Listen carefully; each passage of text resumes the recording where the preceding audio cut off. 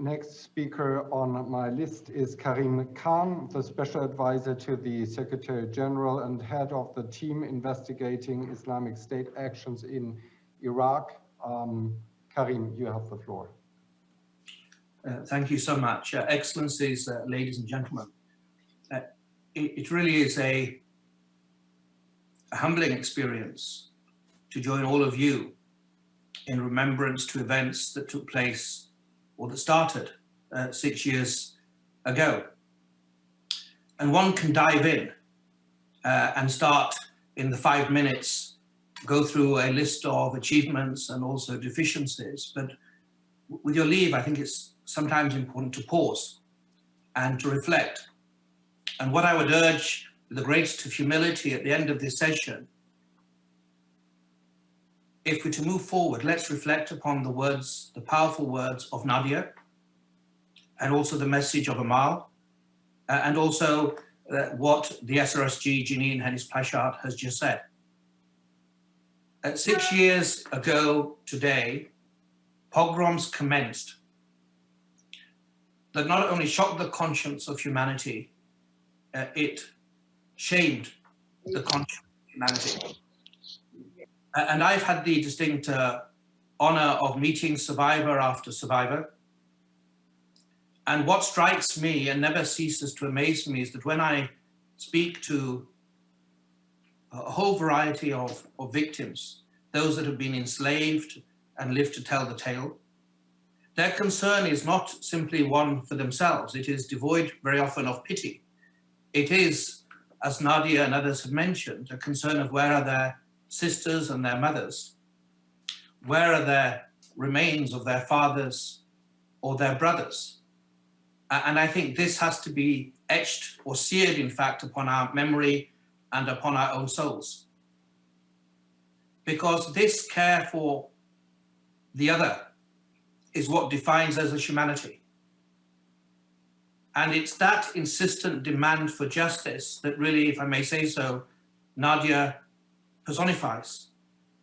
Nadia's persistent demand, coming from a village of Kojo to the halls of the United Nations and the capitals of the world, with a simple and yet resounding message that this is wrong. It requires investigation.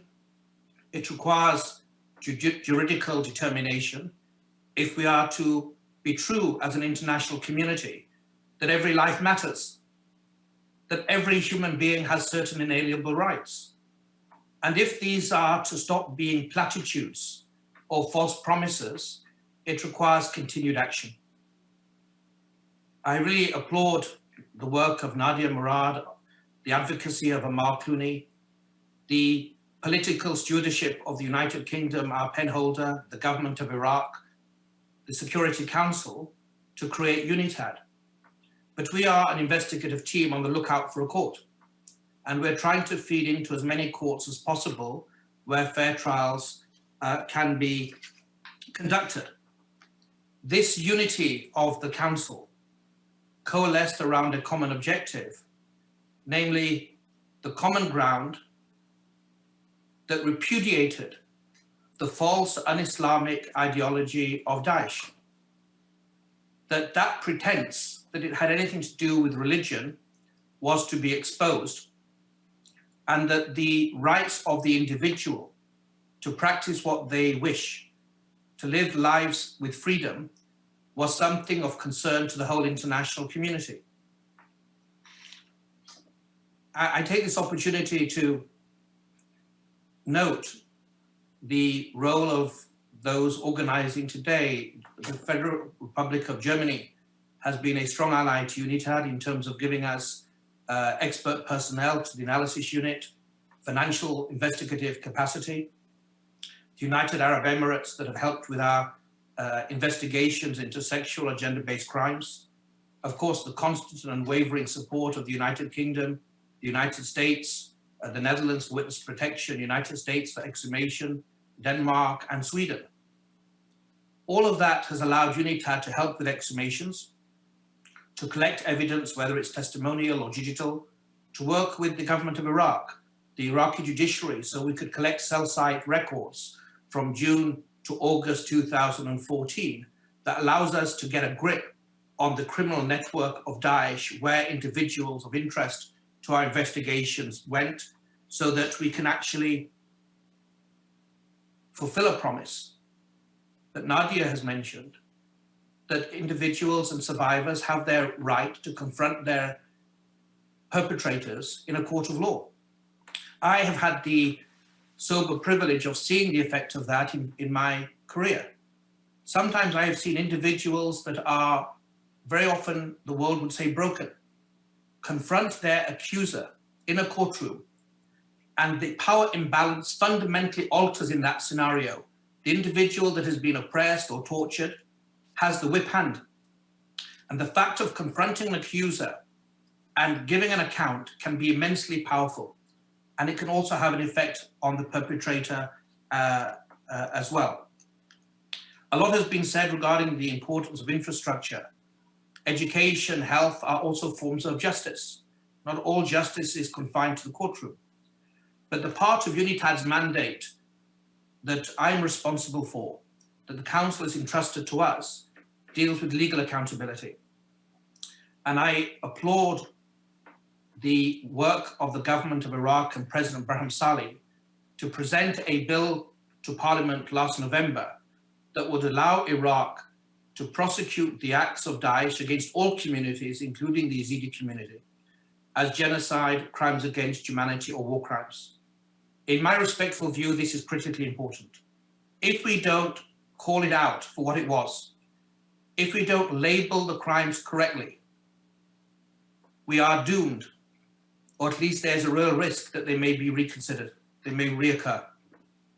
And I think in terms of giving confidence to the Yazidi community, the courage and the stamina of the international community to create that piece of legal architecture would go a long way. My final remarks, if I may, would be really for all of us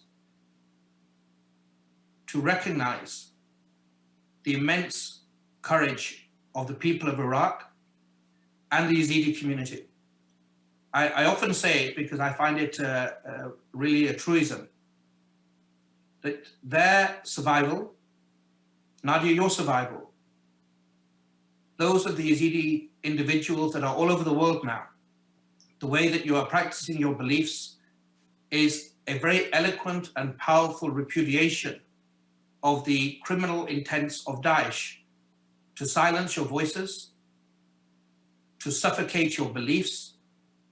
And I think it should be a timely reminder for us, the international community, that we must fulfill our collective promises, which is to ensure justice and expose the criminality of Daesh, prove it beyond reasonable doubt in courts throughout the world, wherever possible.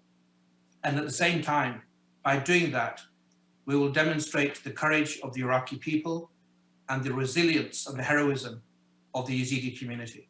Thank you so much. And thank you very much for these important remarks.